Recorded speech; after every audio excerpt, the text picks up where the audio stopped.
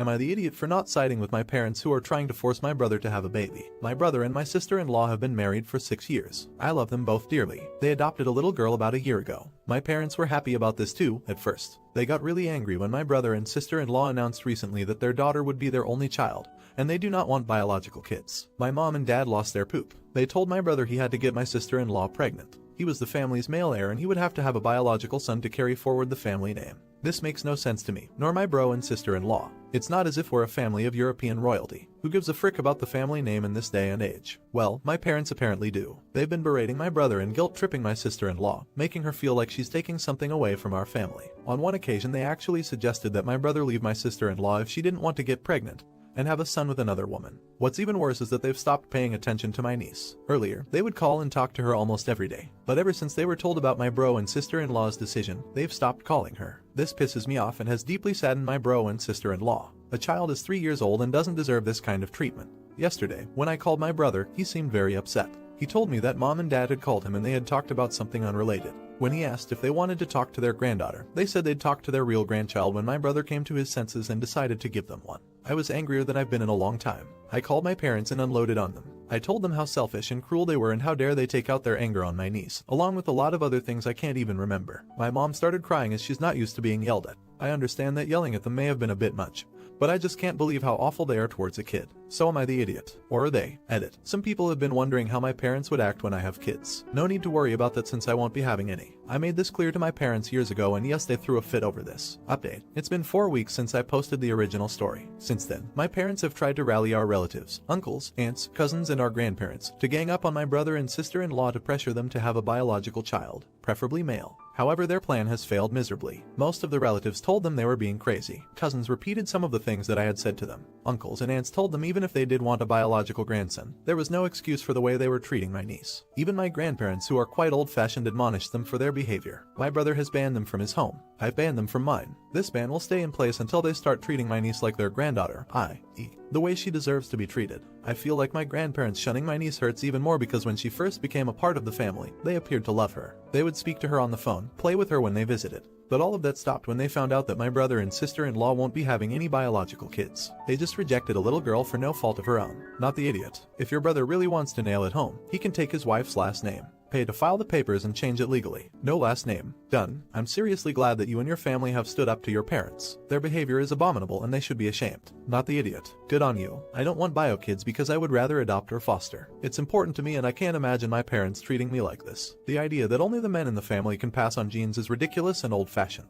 And I do not want the name to die out, but your niece has their last name, yes. So again, why does it matter? Now, for the next story. Am I the idiot for asking my dad if he chose his new family over me? My parents divorced 3 years ago because my dad had an affair and the lady got pregnant and he left us to be with her and the kid. My sister and I hate him, but our mom still wants us to have a relationship with him, so we see him once or twice a month to make her happy. My sister and I turned 16 on Saturday, twins. We had a party in the park with our aunts, uncles, cousins, and grandparents from both sides of the family. We all wore masks. The only person who didn't come was my dad. He came over yesterday to drop off our present. I swear it was made for an 8-year-old. This was at BTW, and said that he was sorry that he couldn't come to our birthday and that he was busy. He lost his job in May and has been sitting on his ass playing video games since because nobody's hiring, so I know he wasn't working. I asked him exactly why he couldn't come to our birthday and he just said that he was busy, so I looked at him and asked if the reason he missed our 16th birthday was because he wanted to be with his other family instead. He left without saying anything and I've been banned from their house for being rude. Am I the idiot for asking my dad if he missed my and my sister's birthday because he'd rather be with his other family? Edit. He hates it when we call them his other family because he wants us to think of them as our family. He even tried for a while to get us to call his new wife mom. Update. The visits with my dad have stopped. Instead, we spend those weekends with our grandparents, which is way better. My sister and I returned the dresses. My sister bought a jacket that she liked and I got shoes and makeup. When my dad found out that my sister and I weren't visiting anymore, he got mad. He said he didn't mean it when he said I was banned and I need to have a relationship with my brother and sister. Yes, this was how my dad decided to announce that his wife is pregnant. He also thought that would be the right time to tell us that our sister would need our room, so when we visit, we'd take the couch. He also wanted 50/50 custody. When our mom heard that he's giving away our room and wants to go to court for more custody, she lost it. She screamed at him about how irresponsible and selfish he is and told him that he'd be laughed out of court if he tried to get custody without us even having a bedroom there. I think he's still trying to go to court, but my sister and I don't like him and don't want to stay there anymore, and we don't have a room, so there's pretty much zero chance we're gonna have to stay there. Also, my mom introduced me and my sister to her boyfriend the other day and he seems great. He really wants to get to know some and my sister individually, something my dad didn't even care to do, and he's so nice to us and my mom. They're talking about him moving in a few months. So, even though my dad's a prick, I guess this story still has a happy ending. Not the idiot. Glad there's some happy ending there and he would be laughed out of court. Why force a 16-year-old to share a room with a 2-3-year-old? No judge would be happy with that. Plus, you and your sis are 16, you can decide your own custody. Not the idiot. God, your dad sounds like the most embarrassing idiot ever. He doesn't even work and sits around playing video games all day, and that other woman desperately wanted to nap him. Good riddance. I'm so glad things worked out for the better for you guys and your mom. Now, for the next story. Am I the idiot for not financially helping family and friends even thought I could? My son Nick was born with a congenital heart defect 17 years ago. It required a $60,000 surgery in Israel if he was to survive past 12 months. I've spent the first 3 months of his life running around, begging people and searching for money. My parents gave us $100. They had well-paying jobs and guaranteed state pensions. When I asked my brother for help, he mumbled something about needing to save for his daughter's college. She never went. By the way, anyone who met her could have told him that much. They did take regular vacations overseas though. My department of 40 at work donated $30 and a card. At one point I was seriously searching for ways to sell my kidney and liver. My in-laws sold their apartment for $35K. Best friend gave me another $7K, which was all he had. Accepting his help was one of the few times I cried in my adult life. I sold my car and every piece of furniture and electronics that wasn't bolted to the walls. My in-laws moved in, and we've spent the next 5 years living together, 5 people, crammed into a 2-bedroom. Surgery was a success. As fate has it, I started a hustle and it took off. After years of hard work, I moved our HQ to a Central European country to be closer to our EU clients. Even discounting about 2/3 of my wealth that is tied up in the business, I am a multimillionaire. My in-laws now have a 4-bedroom house. We pay for them to go on vacations 3 minutes 4 times a year, or did before 2020. My son is a hard worker who makes me a very proud father. I can't say that I hate those who didn't help back in the day. Hate is a strong word. Rather, I feel like I've learnt my lesson and don't expect anything from them. I don't invite my parents for visits. They are welcome to pay for their flights and a hotel room, but I won't cover their expenses like I do with the in-laws. My brother asked for a loan to start his business 5 years ago. I said the time wasn't right. 2 months ago his daughter got into a car accident. Drunk driving. Nothing seemingly life-threatening, but a lot of nasty scarring on her legs that require a costly cosmetic surgery. I suggested he looks into downsizing, as I am focused on helping my kids get a good education. Old coworkers who wanted to join my business once it took off were told to apply through the regular process, except for my best friend. He's been my partner from the start, and I sleep better at night knowing we've got each other's backs. It comes without saying there have been lots of very unhappy people in my life. In our culture, you're expected to support your community and family. Do favors. Nepotism is very much an ingrained thing. You're supposed to bring over your family if you're lucky enough to root yourself in the Western world. Help friends emigrate. My parents told me to my face they are ashamed of me and how the Western culture has changed me. I've been called many things, way worse than an idiot and heartless. After hearing my story, tell me Reddit, am I though? Edit. To those wondering why my parents had a pretty lukewarm response, if you can even call it that, the surgery had a 40% success rate.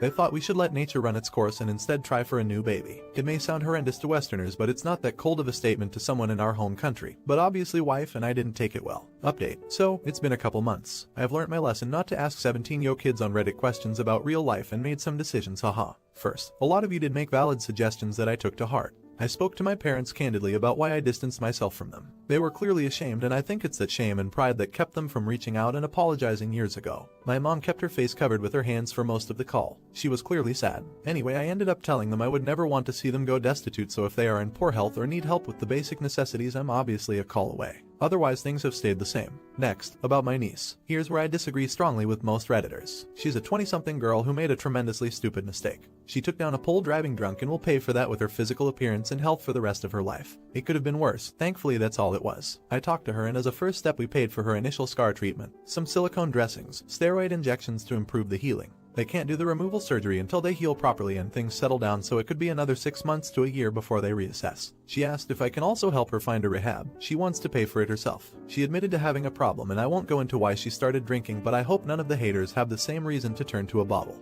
I also told my brother that he's got a year to come up with half the cost of her surgery. If he doesn't come through, we'll have a conversation, but I think the fire is lit under his ass, and I'm covering half for sure. I'll remind people we aren't prosecutors and judges, so when it comes to moral judgments, we should do what we believe is right. I stand by my choices to keep my family at an arm's length but not let them fall into poverty if it comes to it, and I support my niece's her attempt to better herself. Not the idiot. I think you handled this all really well, but the point that sticks out to me is how you have handled your niece. I'm so glad that you reached out and talked to her about what happened and why, rather than just accepting that she's stupid. clearly she felt comfortable enough with you to discuss her addiction and trauma, and this could potentially be something that saves her life later on. Now, for the next story. Am I the idiot for allowing my wife to wear expensive jewelry to dinner and subsequently embarrassing my bill? For starters, I absolutely adore my wife. She's my rock and has been an infallible beacon of light for me this year. I lost my job at the beginning of the year, and when things got tough she buckled up, got a part-time job to help us stay afloat, and didn't have a single negative thing to say about it all. I finally got back on my feet again and wanted to do something nice for my wife once things settled down.